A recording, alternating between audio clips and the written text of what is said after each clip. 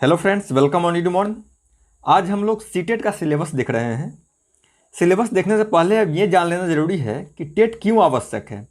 जब तक आप सीटेट या एस्टेट या कोई भी टेट आप नहीं निकालते हैं तब तक किसी भी शिक्षक के बहाली में आप फॉर्म नहीं भर सकते हैं। आपके इस डिग्री का कोई वैल्यू नहीं होगा। इसलिए या तो सीटेट सेंट्रल का होगा या किसी स्टेट का, बीटेट हो गया, एस्टेट हो गया, यूटेट हो गया, अलग अलग राज्य का भी होता है, लेकिन सेंट्रल का है सीटेट। तो इसको निकाले बिना आप किसी भी वैकेंसी के लिए फॉर्म नहीं भर सकते हैं। तो उस सर्टिफिकेट का कोई मतलब नहीं है जब तक आप टेट नहीं निकाल पा रहे हैं। सीटेट जो कि एक नेशनल लेवल पर है, तो इसका सिलेबस जान लेना जरूरी है। इसमें 5 सब्जेक्ट होता है। पहला होता है बाल विकास और शिक्षण शास्त्र। इससे 30 क्वेश्चन रहेगा और ये 30 नंबर का रहेगा। दूसरा का जो सब्जेक्ट है वो है मैथ। इसमें 30 क्वेश्चन और 30 मार्क्स। ये जो 30 क्वेश्चन मैथ का है, इसमें से 15 तो आपका मैथ रहेगा, लेकिन 15 जो है पेडागोजी होगा। तो ये 15 पेडागोजी जो होगा, इसको आपको शिक्षण शास्त्र के आधार पर ही, जैसे शिक्षा को कैसा होना चाहिए, किस मेथड से पढ़ाना चाहिए, जो मेथड यूज हो रहा है मैथ में उसका क्या उपयोगिता है, इस रिलेटेड क्वेश्चन आपका रहेगा 15 ठो। और 15 जो आपका मैथ होता है वो आसान लेवल का ही होता है।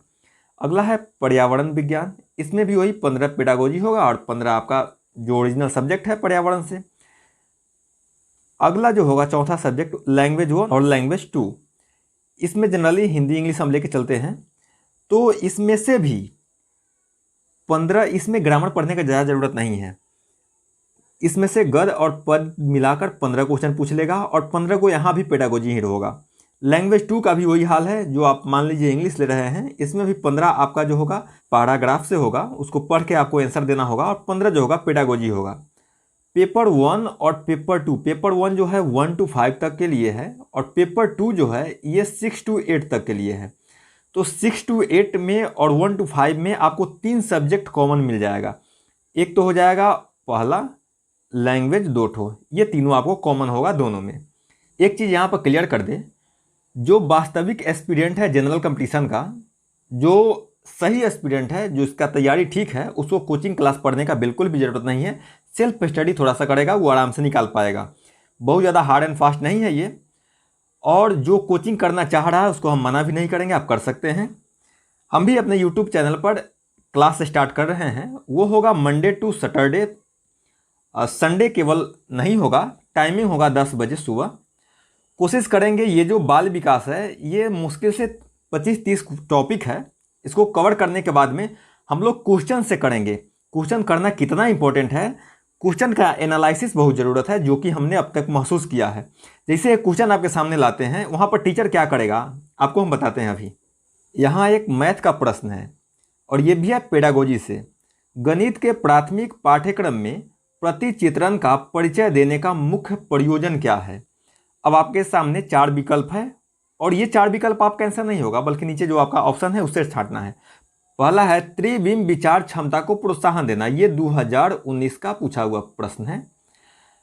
दूसरा का है आनुपातिक विवेचना को प्रोत्साहन देना। तीसरा ऑप्शन है आपका विषय को सरल एवं रुचिकर बनाना। चौथा है संख्याओं के निरस्ता को समाप्त करना। यहाँ पर ऑप्शन का एनालिसिस करना बहुत जरूरी है। पहला है त्रिविमीय विचार, बिल्कुल त्रिविमीय मतलब तो वहाँ पर आपका जो 3 डायमेंशनल सोच है उसको विकसित करना है बालक में, बिल्कुल सही है। अनुपातिक विवेचना से कोई मतलब नहीं है, मतलब प्रोपोर्शनल विवेचना से क्या मतलब है आपका, मतलब अनुपातिक जिस अनुपात में संख्या होगा उसी अनुपात में फिगर होगा, ये बिल्कुल गलत है। अगला जो है संख्याओं के निरस्ता को समाप्त करना। संख्या निरस्त नहीं है दोस्त, संख्या खुद एक सिंबल है, तो ये निरस्त नहीं हो सकता। हाँ, विषय को सरल और रुचिकर बनाने में तो आपका ऑप्शन नंबर 1 और 3 सही लग रहा है। अब आपको इसमें देखिए पहला ही ऑप्शन है जो नाम है 1 और 3 आपका आंसर होगा। इस तरह से ऑप्शन का एनालिसिस करना बहुत ज़रूरी है। तो यहाँ पर कोचिंग क्लास बहुत ज़्यादा आपको सहायक नहीं होगा। यहाँ पर समझना ये है कि शिक्षण शास्त्र का सोच कैसा है, इसको समझना, और ये तभी समझ सकते हैं जब आप ऑप्शन का विवेचन बहुत अच्छा से कर पाए तब। अब चलते हैं 6 to 8 का सिलेबस क्या है। आपका पेपर 2 है, इसमें भी 5 सब्जेक्ट है। पहला तो आपका जो बताए हैं, पहला और चौथा पांचवा 2 लैंग्वेज जो है, ये लैंग्वेज आपका सेम रहेगा और बाल विकास सेम रहेगा तीनों जगह, मतलब 90 क्वेश्चन आपका डिट्टो रहेगा।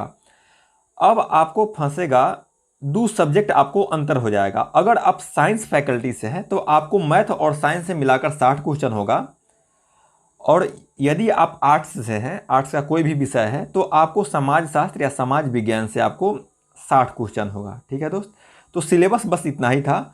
और आपको बता दें कि यहाँ भी वही चीज़ रहेगा जो यहाँ लैंग्वेज है या फिर यहाँ पर है, इसमें भी 30 होगा पेडागोजी से, यहाँ भी 15 होगा पेडागोजी और 15 ही होगा आपको लैंग्वेज से।